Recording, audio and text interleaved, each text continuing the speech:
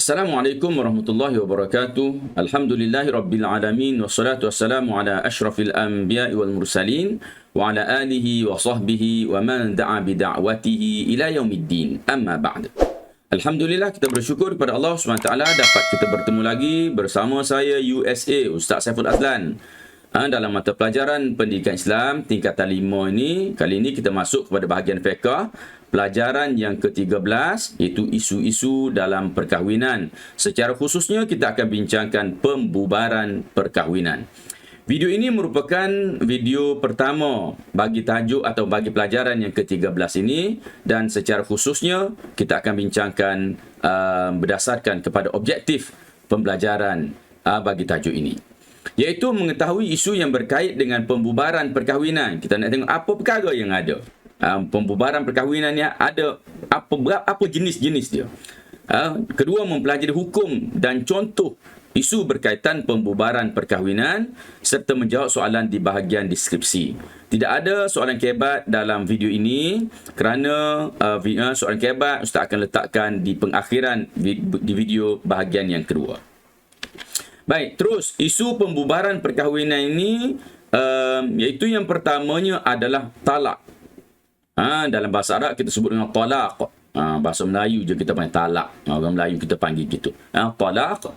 Yang kedua fasakh. Yang ketiga khulu'. Dan yang keempatnya adalah li'an. Baik, kita pergi satu persatu. Di bawah tajuk pembubaran perkahwinan ini, yang pertama adalah talaq. Talak maknanya pembubaran perkahwinan oleh suami dengan lafaz talak yang jelas atau kiasan. Okay. Pembubaran perkahwinan dibuat oleh suami, lafaznya diguna lafaz talak atau yang semakna dengannya, artinya dengan pengertian ataupun lafaz itu dengan makna yang jelas atau dengan makna kiasan.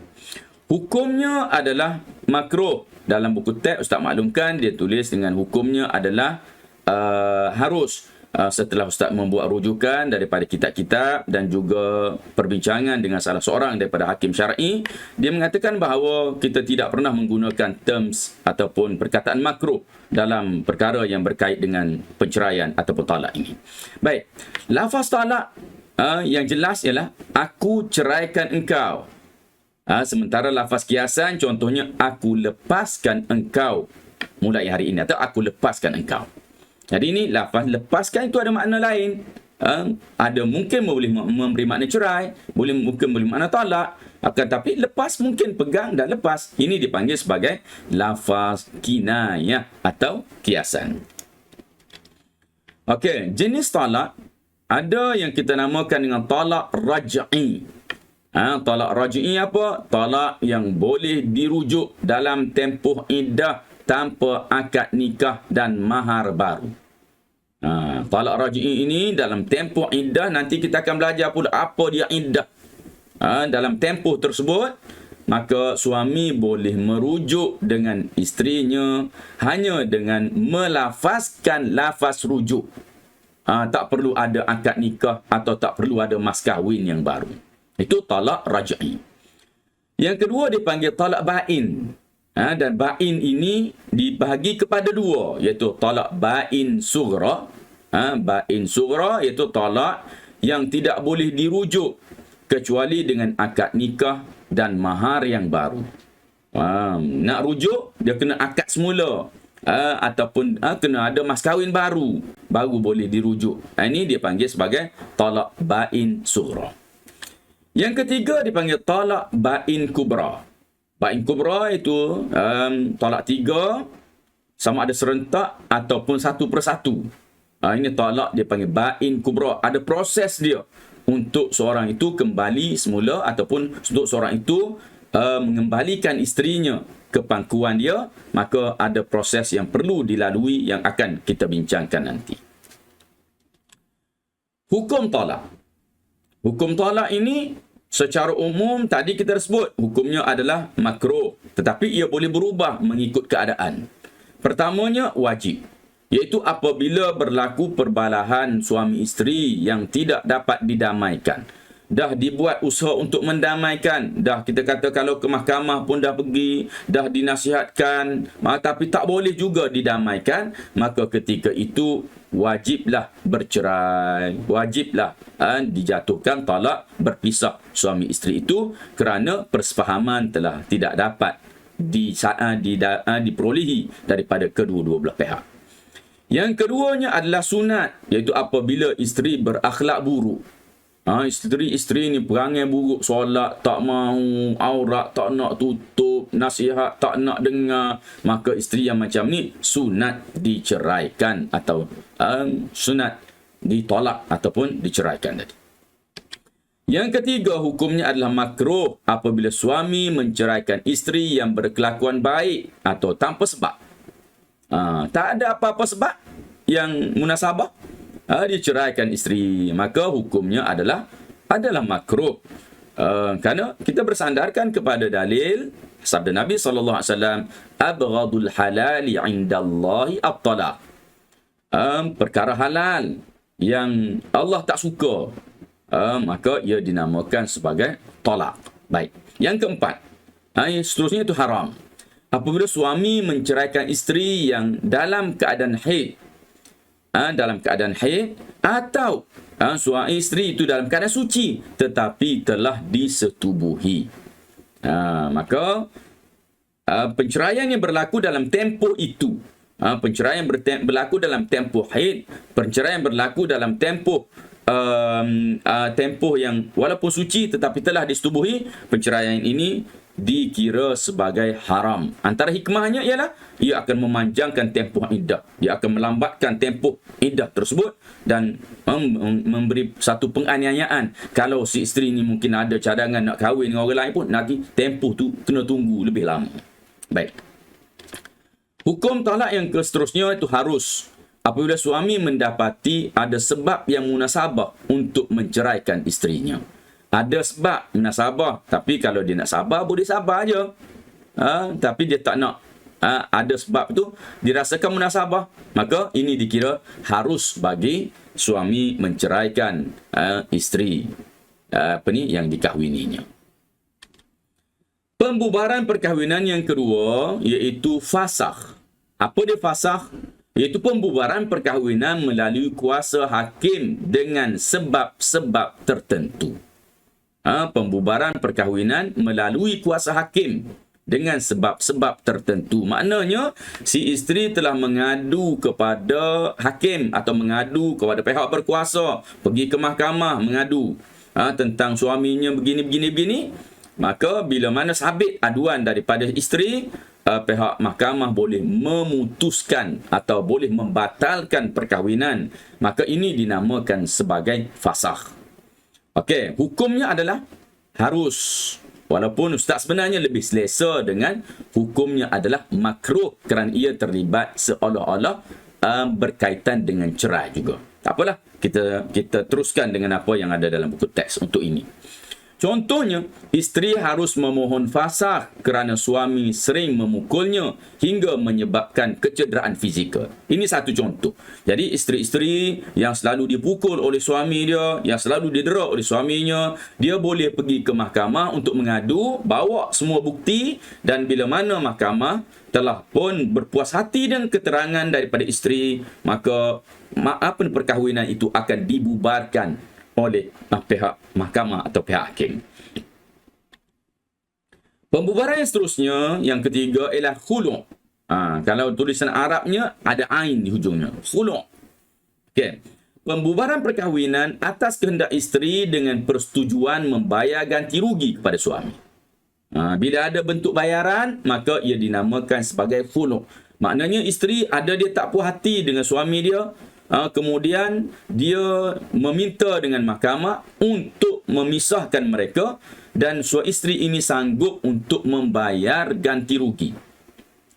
Sanggup untuk membayar sejumlah wang ataupun harta kepada suaminya. Hukumnya juga sama macam tadi, disebutkan harus, tetapi kalau dilihat kepada hukum kepada penceraian, dia ada satu bentuk penceraian juga, satu bentuk tolak juga, maka hukum ini juga kemungkinan ada sudut yang diguna terms oleh mahkamahnya adalah hukum adalah makruh. Baik. Contoh, mahkamah meluluskan permohonan khulu' atas permintaan isteri dengan memulangkan bayaran mahar kepada suami. Contoh dulu ketika mereka berkahwin, si suami telah mengeluarkan RM20,000 untuk dijadikan sebagai mas kahwin atau hantaran kepada pihak isteri. Bila mana isteri tidak berpuas hati dengan hubungan mereka, maka isteri meminta untuk diceraikan dan sanggup untuk membayar ganti rugi tersebut. RM20,000 tadi kemungkinan dikembalikan kepada suami dan pihak mahkamah memerintahkan agar suami menjatuhkan talak kepada isterinya tadi. Itu dinamakan sebagai khulu'.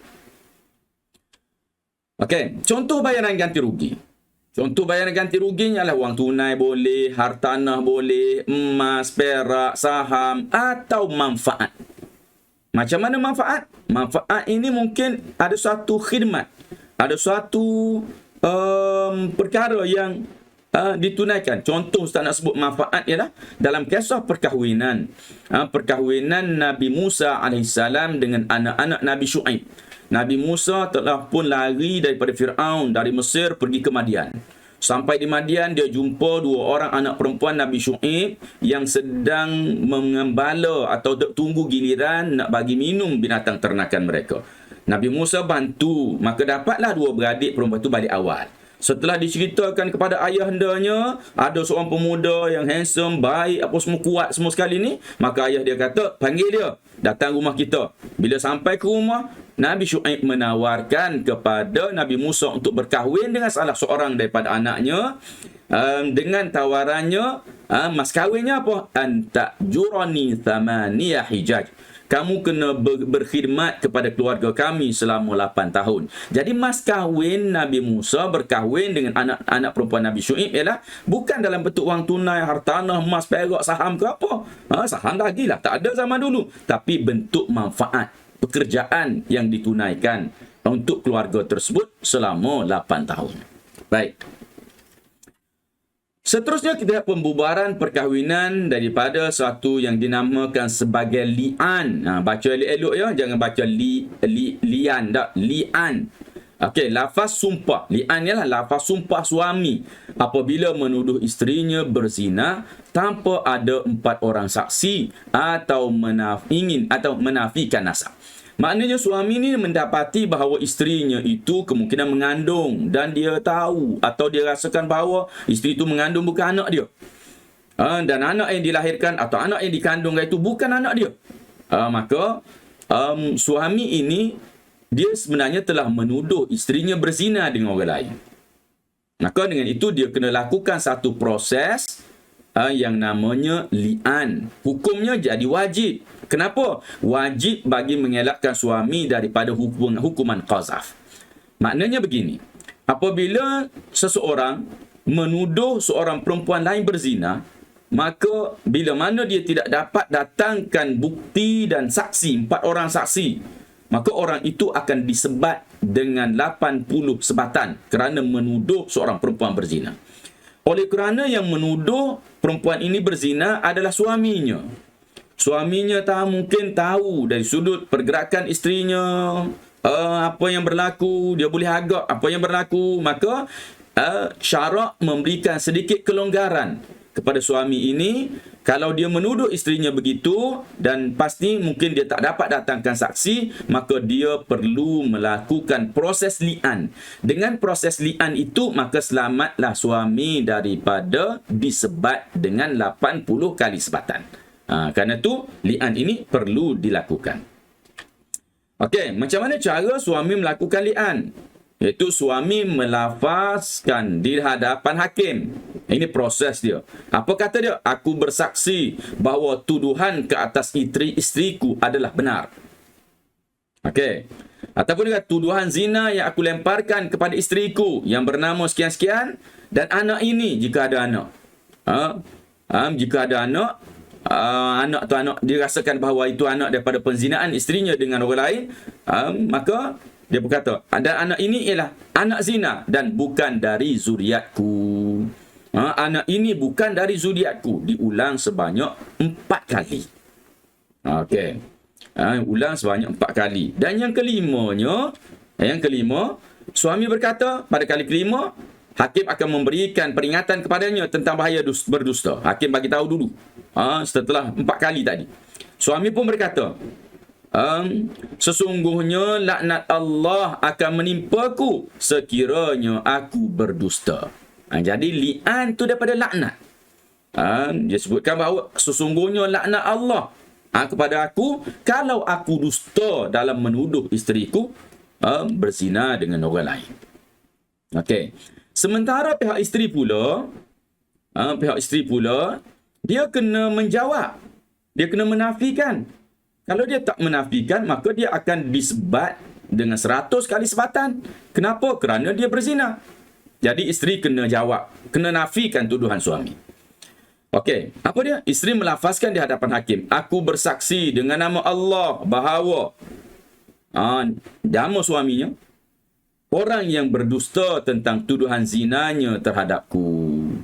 Suami aku tu dusta, mengatakan aku berzina. Diulang juga sebanyak 4 kali. Kemudian, pada kali yang kelima, isteri hendaklah berkata, kemurkaan Allah akan menimpaku jika tuduhan suamiku benar. Kemurkaan Allah akan menimpaku jika tuduhan suamiku itu benar. Jadi ini merupakan proses li'an yang berlaku di antara suami dan juga isteri apabila suami menuduh isterinya melakukan zina atau mengandung atau melahirkan anak hasil hubungan daripada orang lain. Kesan li'annya apa? Kesan li'an ialah suami isteri tidak boleh rujuk selama-lamanya. Suami dan isteri itu dikira tercerai, terpisah, dan tidak, kalaupun mereka nak berbaik semula, tak boleh lagi untuk berbaik-baik semula selama-lamanya. Okey. Anak tidak boleh dinasabkan kepada suami dan tidak berhak mendapat nafkah dan mewarisi harta pusaka daripada ayahnya mana? Daripada suami tadilah. Anak tadi tidak berhak apa-apa. Tidak dikira sebagai anak kepada suami tadi. Suami tadi pun tidak berhak untuk, tidak bertanggungjawab untuk memberi nafkah. Kerana dia dah nafikan itu bukan anaknya. Harta yang daripada suami tadi jika dia meninggal tak boleh sampai kepada anaknya. Kenapa? Kerana dia dah nafikan bahawa anak itu bukan merupakan anaknya. Jadi kita dah sampai kepada penutup. Klik di bahagian deskripsi di bahagian bawah video untuk menjawab soalan, dan Ustaz sudahi dengan aqulu qauli hadza wa astaghfirullahal azim li wa lakum. Wassalamualaikum warahmatullahi wabarakatuh.